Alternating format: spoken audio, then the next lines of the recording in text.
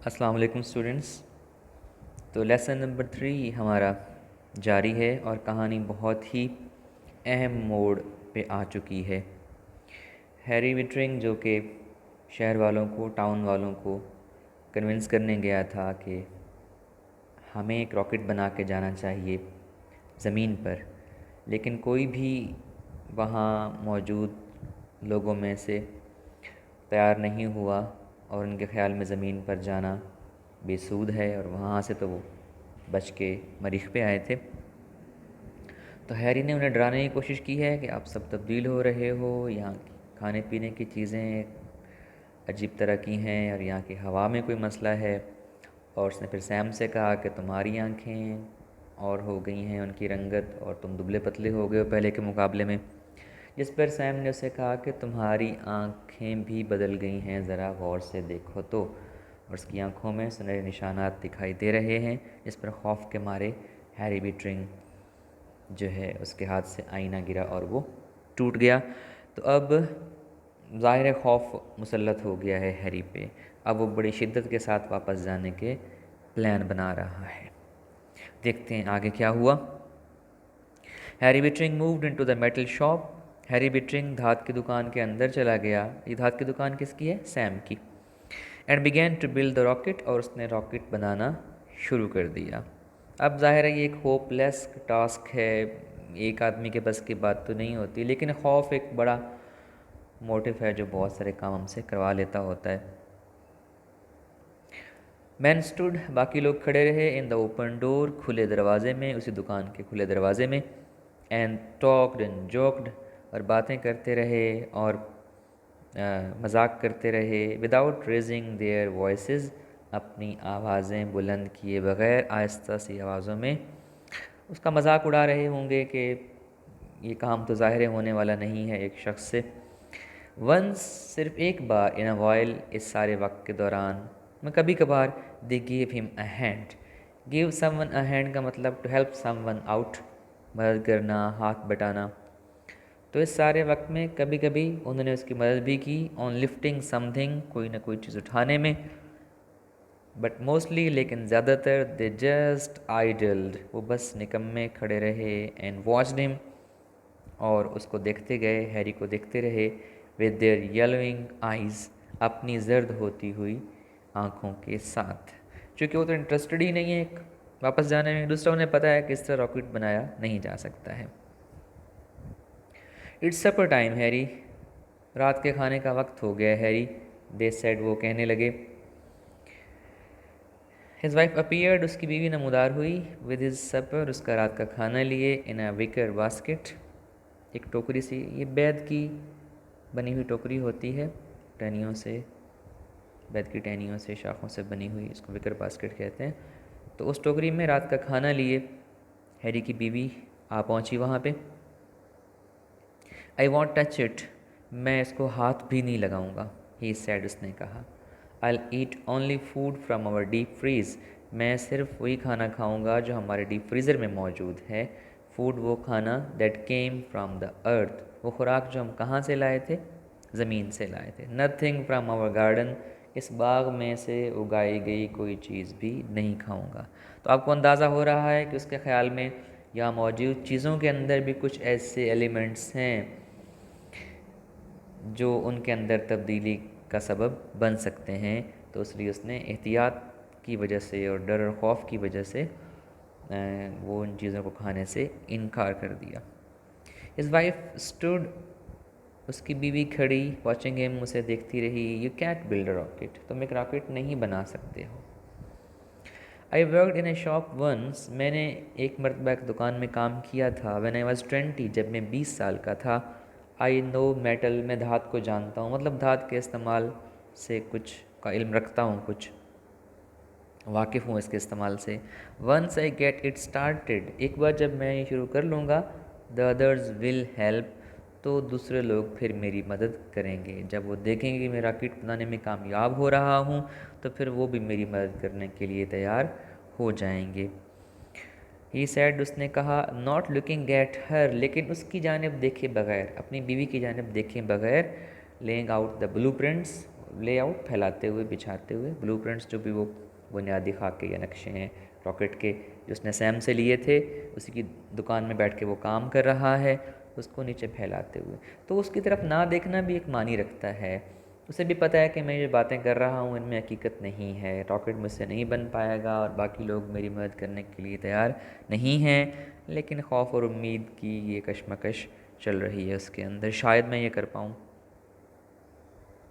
Harry Harry she said helplessly, उसने बड़ी बेबसी से कहा, Harry Harry. We have got to get away Cora, we have got to मतलब, हैव गॉट टू का मतलब करना है, गेट अवे निकलना, निकल जाना, कोरा हमें यहाँ से निकलना है, वी हैव गॉट टू हमें यहाँ से निकलना है, यहाँ से जाना है। अब आ रहा है बहुत इंपॉर्टेंट पैराग्राफ इस लेसन का, इसको ज़रा ध्यान से समझ लीजिएगा। Summer burn the canals dry, फिर एक टाइम लैप्स आ रहा है, कुछ अरसा गुजर गया है, उसकी तफसीलात हमें कहानी के अंदर नहीं बताई। मौसम गर्मा जब आया तो इतनी शदीद गर्मी पड़ी, बर्न उसने जला दिया, द कैनाल्स ड्राई, नहरों का पानी जो था वो जल के खुश्क हो गया, नहरें सूख गईं, इतनी गर्मी पड़ी कि नहरें तक सूख गईं।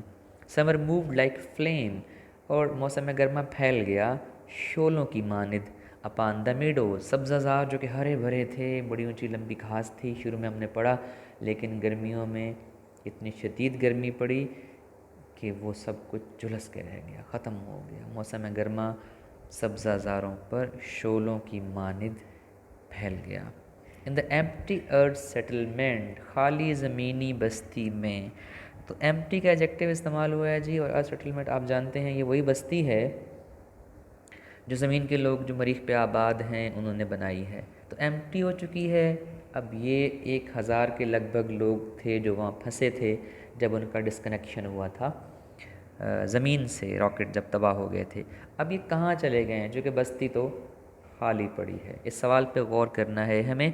तो उस खाली ज़मीनी बस्ती में, ज़मीनी आबादी में, द पेंटेड हाउसेस, जो रोगन शुदा रंग किए गए, पेंट किए गए घर थे, फ्लेक्ड, वो टूट फूट गए, एंड पील, पील छीलना होता है, ऐसे पीलिंग द पोटैटोज़, आलू को हम उसकी परतें उतारते हैं, छीलते हैं। तो जब पेंट उतरते हैं, घर को हम पेंट करते हैं, तो भी ऐसे तहें उसकी और परतें उतरती हैं, इसीलिए बताया गया घर जो थे वो टूट फूट गए, एंड पील्ड, और उन पर से रंग और रोगन की जो तहें थीं वो उतर गईं। रबर टायर्स अपॉन विच, रबड़ के वो टायर जिन पर चिल्ड्रन हैड स्वंग, बच्चे झूले लिया करते थे, इन बैक यार्ड्स, जो पिछला हिस्सा होता है, पिछला सेन, अकबी सेन होता है घर का, उनमें रबड़ के टायरों के वो झूले इन पर बच्चे झूलते थे। हंग सस्पेंडेड, लटके हुए थे लेकिन स्टिल थे, सस्पेंडेड साकिन थे, मुअल्लक थे, लाइक स्टॉप्ड क्लॉक पेंडुलम्स, इस तरह रुकी हुई घड़ी का पेंडुलम होता है। ये जो बड़े वॉल क्लॉक वगैरह होते हैं तो उसमें आप देखें नीचे पेंडुलम भी मूव कर रहा होता है, लेकिन जब घड़ी रुक जाती है उसको पेंडुलम भी साकिन हो जाता है। तो सब कुछ स्टिल है, रबड़ के वो टायर स्टिल हैं और ऐसे स्टिल हैं, साकिन हैं, इस तरह रुकी हुई घड़ी का पेंडुलम साकिन हो जाता है। In the blazing air, blaze शोले को कहते हैं, ब्लेजिंग एयर शोले, बरसाती हवा, झुलसा देने वाली हवा के अंदर घर के अकबी सेनों में रबड़ के वो टायर जिन पर बच्चे झूले लिया करते थे इस तरह साकिन खड़े थे, लटके खड़े थे, जिस तरह रुकी हुई घड़ी का पेंडुलम होता है। तो सब कुछ खाली है, शदीद गर्मी है जिसने सब कुछ जला के राख कर दिया है, बस्ती खाली हो चुकी है।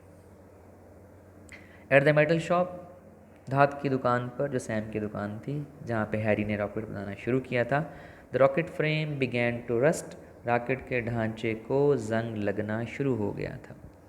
तो जंग कब लगता है, जब एक लंबे अरसे तक लोहे की बनी हुई चीज़ें वो पड़ी रहती हैं खुली जगह पर, उन्हें इस्तेमाल नहीं किया जाता। तो इसका मतलब है कि रॉकेट मुकम्मल नहीं हो सका था, उसका फ्रेम या ढांचा जिसने बनाया था वो खड़ा है। तो एक बार वो समझ में आती है कि यहाँ से रॉकेट बना के ज़मीन तक जाने का जो आइडिया था हैरी का, वो तो कामयाब नहीं हो सका। तो फिर ये लोग कहाँ चले गए? क्या ज़मीन से उनको लेने के लिए कुछ लोग आए दोबारा रॉकेट बना के, या वो कोई उन पे मसला हुआ और वो ज़िंदा नहीं रहे? Let's see what happen to them. In the quiet autumn, खामोश मौसम ख़ज़ां, ख़ज़ां के मौसम को क्वाइट कहा जाता है। अजीब सी उदासी सी इस मौसम के अंदर होती है, खामोशी सी छाई होती है, हवाएं चलती हैं, पत्ते गिरते हैं, तो इसको खामोश मौसम ख़ज़ां कहा जाता है, पुरसकून सा। Mr Bittering stood, Mr Bittering खड़ा था। Very dark now very golden eyed, तो लीजिए जनाब, तब्दीली का अमल मुकम्मल हुआ। बहुत स्याह रंगत हो चुकी थी उसकी, और उसकी आंखें बड़ी सुनहरी हो चुकी थीं। अपान द स्लोप, उस ढलवान पर खड़ा था। अबव इज़ विला, अपने आलीशान एक घर के ऊपर। विला बड़ा ज़बरदस्त किस्म का घर है, वो कहाँ, ढलवान के ऊपर। लुकिंग एट द वैली, और वो नीचे वादी की तरफ देख रहा था। तो हैरी मिल गया हमें जी, लेकिन मुख्तलिफ़ हाल में मिला। एक तो जो अर्थ सेटलमेंट थी, ज़मीनी बस्ती, वो नीचे वादी में बसाई गई थी। फिर दूसरा ये कि उसको छोड़ के ऊपर चले गए हैं, पहाड़ पे खड़े हैं, वहाँ उन्होंने एक बड़ा अच्छा सा घर तामीर कर लिया है। इस घर की हकीकत भी आगे जाके सामने आती है। तो उस घर के पास वो खड़ा है, लेकिन वो मुकम्मल तौर पर तब्दील हो चुका है। जिस्मानी तौर पर उसकी जो अपीयरेंस है वो मुकम्मल तौर पर ज़मीनी आदमी की नहीं लग रही, बल्कि तब्दील लग रही है। It's time to go back, वापस जाने का वक्त है ये। सेड कोरा, कोरा ने कहा। Yes but we are not going, हाँ लेकिन हम वापस नहीं जा रहे। ही सेड क्वाइटली, उसने क्वाइटली, खामोशी से मतलब बड़े पुरसकून अंदाज में, बड़े इत्मीनान भरे लहजे में उसने कहा, हाँ हम वापस नहीं जा रहे। There is nothing any more, वहाँ कुछ मज़ीद बाकी नहीं है, कुछ भी बाकी नहीं है अब। तो कहाँ जाने की बातें हो रही हैं ये? योर बुक्स, तुम्हारी किताबें हैं। ही सेड, उसने कहा। योर फाइन क्लोथ्स, तुम्हारे बड़े अच्छे उम्दा नफीस कपड़े हैं। तो आपको अंदाज़ा हो गया होगा, ये जब वापस बस नीचे वादी के देख रहे हैं ना, तो वहाँ जाने की बातें हो रही हैं। और वादी को छोड़ के ऊपर गए हैं, तो अपने कपड़े, अपने किताबें वगैरह, एवरीथिंग दैट वाज कनेक्टेड और related to the earth, they left them there. हर चीज़ वहीं छोड़ के वो चले गए हैं पहाड़ों पर। तो इसका मतलब समझ रहे हैं आप? इसका मतलब है कि वो अपने आप को ज़मीन के बाशिंदे समझ ही नहीं रहे, but they have turned into the martians, मरीखी बन चुके हैं वो, ज़हनी एतबार से भी और जिस्मानी एतबार से भी। तो वो कह रही है किताबें पढ़ी हैं तुम्हारी, और तुम्हारे अच्छे कपड़े भी हैं। द टाउन्स एम्प्टी, कस्बा तो खाली है। नो वंस गोइंग बैक, कोई भी वापस नहीं जा रहा है। ही सेड, उसने कहा। There is no reason to, और कोई वजह भी नहीं है वापस जाने की। नन एट ऑल, बिल्कुल कोई वजह नहीं है नीचे वादी में जाने की। हम क्यों जाएं, वो बस्ती तो खाली कर आए हैं हम। द डॉटर वेव टेप्स्ट्रीज़, उनकी बेटी बुन रही थी, वीविंग कर रही थी, कुछ बुनाई कर रही थी। टेप्स्ट्रीज़ ही कशीदाकारी, एम्ब्रॉयडरी वगैरह जो होती है, बनावट सजावट की और ऐसी चीज़ें, वो बुन रही थी।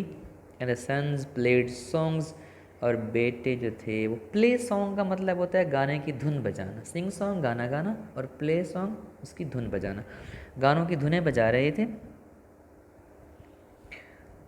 On the ancient flutes and pipes, ancient कदीम पुराने, फ्लूट बांसुरी, पाइप बाजे। तो कदीम बांसुरियों और बाजों पर वो गानों की धुनें बजा रहे थे। देयर लॉफ्टर, और उनके कहकहे, एक्विंग इन द मार्बल विला, गूंज रहे थे। इस संगमरमर के बने हुए घर में उनके कहकहे गूंज रहे थे। तो लगता ही है कि they are happy what they are, बच्चों को कोई मसला नहीं है, वो मुतमईन हैं और खुश हैं। Mister bettering gazed, mister bettering तकता चला गया। गेज मतलब नज़रें जमा के देखता चला गया। एट द अर्थ सेटलमेंट, उस ज़मीनी बस्ती को।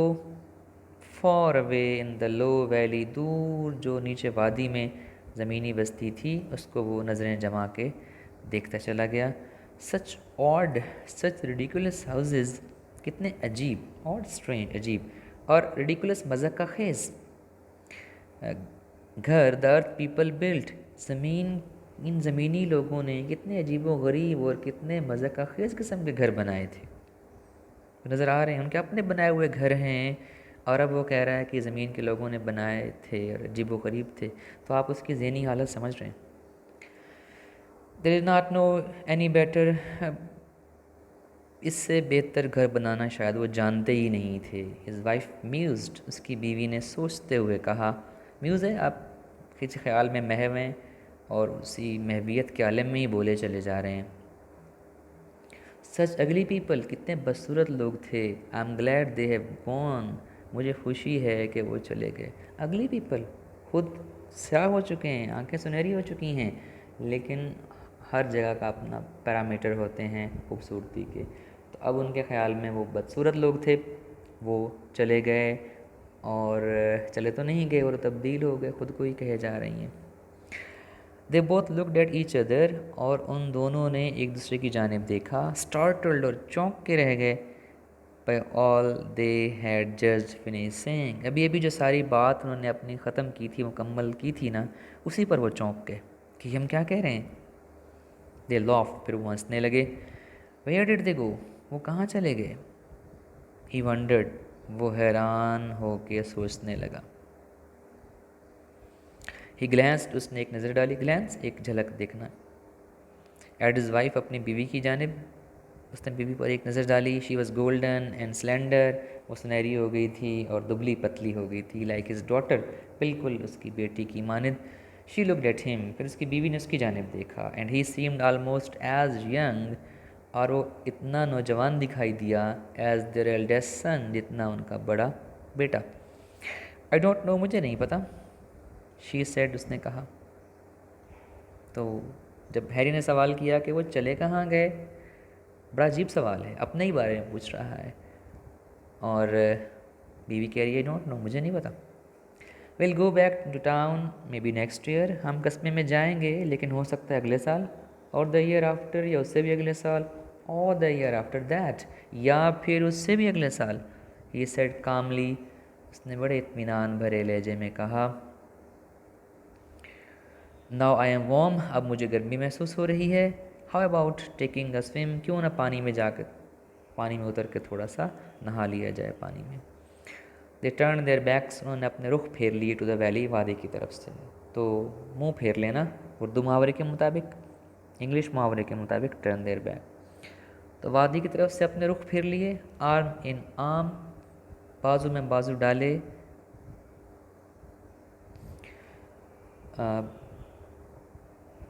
दे वॉक्ड, वो चलते गए। साइलेंटली, बड़ी खामोशी के साथ। डाउन अ पाथ, एक रास्ते पर, एक रास्ते के साथ साथ चलते जा रहे हैं। Of clear running spring water, साफ शफाफ। स्प्रिंग वाटर का मतलब चश्मे का पानी भी हो सकता है, स्प्रिंग चश्मा होता है, या मौसम की अगर बात की जा रही है तो अब मौसम तो सर्दियों का आना चाहिए था, ऑटम का जिक्र है, तो मौसम बहार का भी कहा जा सकता है, चश्मे का पानी भी कह सकते हैं। तो बाजू में बाजू डाले, वो एक चश्मे के साफ शफाफ बहते हुए पानी के साथ साथ वो खामोशी से चलते गए। तो अब ये हो चुका है जी, आप देख रहे हैं कि तकरीबन वो मार्शन बन चुके हैं, ज़हनी भी लिहाज से भी और जिस्मानी लिहाज से भी। देखते हैं सारी कहानी की एंडिंग क्या होती है। तो आज के लिए इतना ही।